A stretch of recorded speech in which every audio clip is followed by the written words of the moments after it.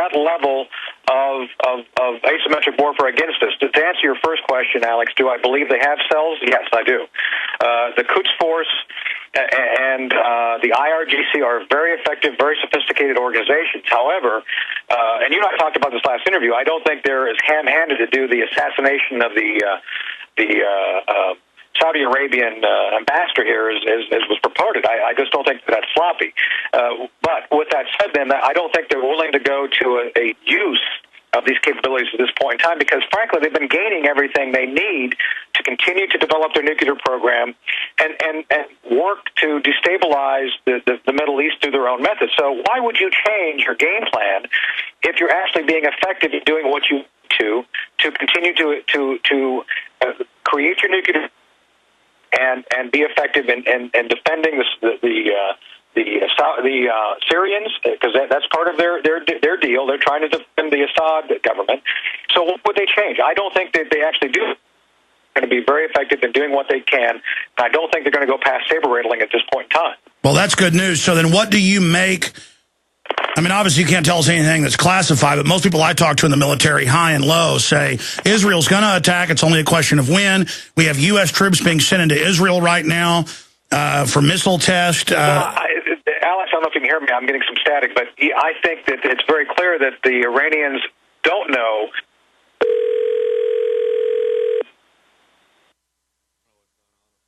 Yeah, that's strange. His phone got broken in on. That was a cell phone. We got him short notice. We'll get him back on the line. But I was going to get into Ron Paul. You know, the Huntsman campaign ran an ad making fun of Ron Paul, talking about Israel founding Hamas, even though that's in the Jerusalem Post, Haaretz, Associated Press. That's not debatable. And they've also been criticizing him for going along with what the last two chairmen of the Joint Chiefs of Staff said, what the Secretary of Defense says, what the head of the bin Laden unit says, what Colonel Shaffer says, that it is not a good idea to attack Iran. I mean, even most of the establishment people say don't do it. Most of them say don't do it. And they are really trying to start this war up right now.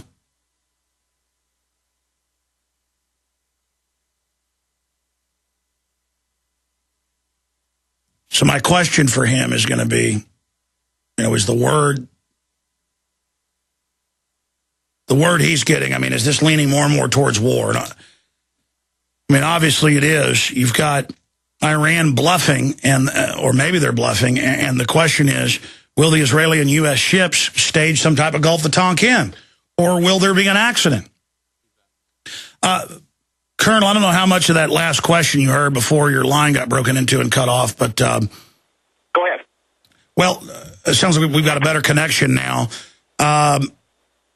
What's the bottom line? I mean, are things accelerating towards war, or is this just more of the same? Because all my military sources say Israel's going to strike them. The question is, when? Well, and that's the issue, I think, of the day. The Israelis still don't understand, or I don't think we know if our government would back them up on that. I think there's been a great deal of ambivalence, to use a word, from our own White House regarding what they would do on this. And I'm not sure if this is by design or by the fact they just don't know what to do. Look, the White House was asking as late as a couple of days before New Year's about getting assessments of what would happen if we go to war over the Straits regarding the economic question. So I just don't know how the White House is viewing all this. And I think the Israelis are getting the same kind of, we don't know what's going to happen. And the other thing about this, and again, I hear the same thing about the Israelis wanting to go forward. And Alex, you probably noted they actually tested the Jericho-2 missile back in December, which, by the way, just for your listeners to understand, that is a nuclear-capable weapon. And that was no accident. They actually chose to do the test launch of that, because there's rumors that I'm hearing also that the Israelis, if they feel that they really are going to be threatened, may go ahead and do a first strike of nuclear weapons, which would be obviously very bold, very dramatic. But this will be the consequence of them not, knowing if we're going to back them up or not, because they may feel that their back is against the wall and they have to take direct action. So that's what, a lot of folks do do believe it. I do believe it. But I think the big question is, to the Israelis and to others, will we back them up or not? That's something I don't think anybody really knows. Just incredibly creepy that they've got a bunch of Jericho missiles sitting out there in their silos and out there at their gantries with hundreds of nuclear weapons that Israel's got. And how is Israel going to try to sell that politically if they preemptively nuke somebody after all these decades denying they have nukes, denying the elephant in the room? And even if they release their strategic oil supply, there's going to be a chain reaction worldwide that's going to cause speculation to go crazy. They're talking about $7 a gallon gas, Colonel. Right, exactly. And this is the issue of uncertainty. This is one of those areas where I think everybody would be better off understanding which side, who's going to do what. I mean, one of the constant criticisms I get from my Facebook friends is, I keep talking about the fact that I do strongly believe this is all saber rattling. Well, even when you're saber rattling, people can make mistakes. During the Cold War, we almost went to war with the Soviets 3 different times because of misunderstanding. So that could well happen here. The biggest thing we can do, Alex, as a nation, is be very clear on what we are willing to do. At this point in time, I think I agree with Ron Paul's position most on Iran. I think that he is most common sense. The Iranians will probably end up with a weapon if they don't already have the components thereof. Therefore, you have to look at what's doable.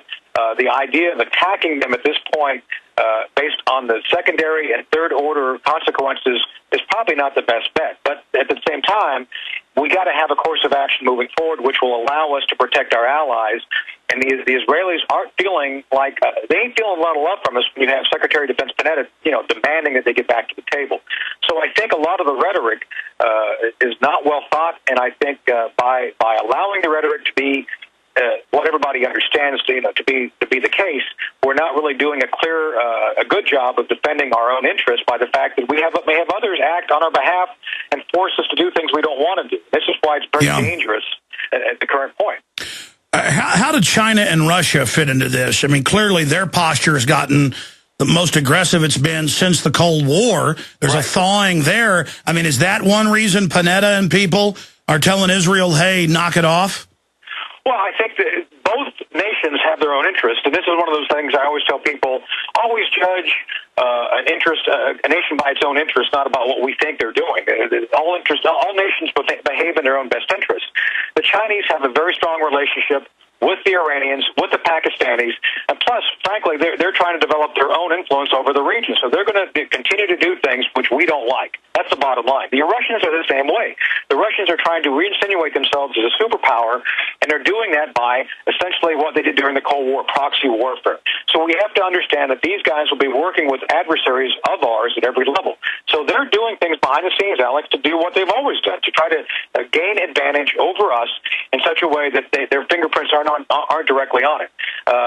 The Russians and Chinese both have been helping the Iranians behind the scenes. Let's be brutally honest here. The Iranians would not be as far as they are with their nuclear program without direct support from both the Chinese and Russians. So we have to understand that, and I don't think our own nation, our own government, the White House has fully understood that even if they talk nice to these folks, they aren't going to listen, and they're going to continue to do things to prop their own interests behind the scenes. But, let's say there's a clock and midnight is a bombardment of Iran, and then all the other horrible things, different things that can come out of that, but all of them are not nice. Clearly, the hands are moving closer to midnight. Right. Well, I think we're at 11 o'clock. I think we're at a solid 11 o'clock, and this is what's going to happen. I believe very clearly. The thing that's going to prompt the Israelis to act is the moment in time when they believe, and this is going to be key, Alex. They believe, when the Israelis believe the Iranians can mount nuclear weapons onto a delivery system. This is the thing that I think we need to focus on, and this is what I've been talking to my friends about. The Israelis are concerned about the Iranians being able to launch weapons in their direction. The moment that the Israelis feel threatened, that is, say that they think the Iranians can actually put a nuclear weapon, a nuclear tip on a missile, that's when they're going to act. I think it's a foregone conclusion the Iranians are going to have nuclear weapons. I think there's little we can do at this point to prevent that. However, we can do other things to make sure that if they have nuclear weapons, they cannot be used. That's going to be the critical juncture. And I think that moment in time is still a few months off, maybe up to 6 to 8 months before they're going to be able to do that. Some of my military sources say Iran that they've been given briefings that Iran does have primitive atomic weapons, but is that internal propaganda within the Army?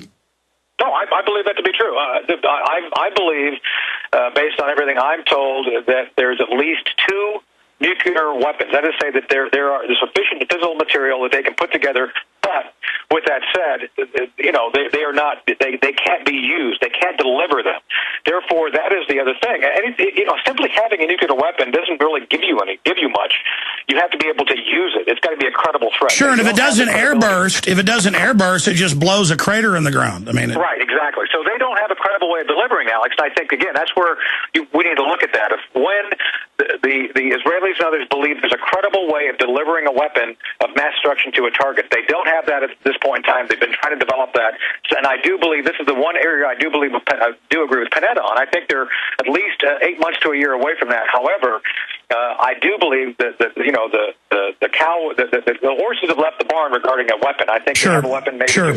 In a limited time, and you've been very gracious to be with us here, Colonel, specifically looking at what's happening in Iran, how does it tie into Pakistan? What's behind all of these military strikes on Pakistani bases there on the border? And if Israel's so worried about Iran having nukes, I mean, from the numbers I've seen, Pakistan's got something like 100 of them in delivery systems? Yes. I can't go into all the details, but there's at least 100 nuclear warheads that the Pakistanis have used, developed. Let me say something else frightening. They've got enough material to probably create another 100. And the other thing, yes, they have delivery systems. So I can be honest with you, I've been working on task forces looking at this for the past 5 years, and I think this is a much more worrisome target because if the central Pakistani government falls, they have not only weapons, they have delivery systems for them. And I think that's something the current White House doesn't like talking about. And, the radicals within Pakistan continue to make headway in destabilizing that government. So I believe it's only a matter of time before that government becomes essentially a failed state, and you're going to have over 100 nuclear weapons that we will be worried about. And I can tell you that is one thing we are the Indians are also worried about that, Alex. I mean, that is a serious issue, one of which I think is as important, if not more important, than the Iranian issue. Well, why doesn't Israel seem concerned about that? Because, I mean, they've got medium-range missiles in Pakistan. Well, that's the thing. I mean, they believe they're trusting us, for better or for worse, and having us deal with the Pakistanis. This is one of those things that I keep talking about regarding Afghanistan. The issue is not Afghanistan, Alex. It's Pakistan. Always has been. And this is something I think we continue to pretend otherwise. And this is why, there's been some folks doing a policy review of the region. There'll be some meetings on the Hill next week, which I think you'll probably see some results out of. But frankly, a lot of the folks I talk to understand clearly that the real issue needs to be Pakistan, not Afghanistan. And frankly, the Iranians and what they're doing is important, but we already know that there's a fleet of nuclear weapons, nuclear tip missiles, which are available to radicals if they continue to push and destabilize the Pakistani government. Sure. Briefly, what do you make of the demonization of Ron Paul for pointing out what you and countless other analysts said, that whole thing with the Iranians wanting to kill the Saudi ambassador? I mean, saying that's baloney. They're attacking Ron Paul for that. Well, let me point out 2 things to you, Alex. Remember, right when it was announced, they kept saying we're going to have more information coming out. Well, I'll tell you what, Colonel, will you do 5 more minutes with us? Yeah, sure. Okay, we're going to go to break and come back and get into that. So many questions. Regardless, the world's getting into a very crazy position.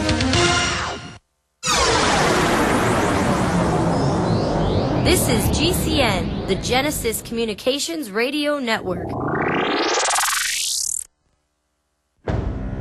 Hi, folks. This is Alex Jones. I'm looking for people that have the wisdom to spot savings, opportunity, and recognize risk. Saving means to make money. The Cal Ben Pure Soap Company can save you thousands of dollars and give you good old-fashioned real soaps that are triple concentrated and twice as good as what you're using now.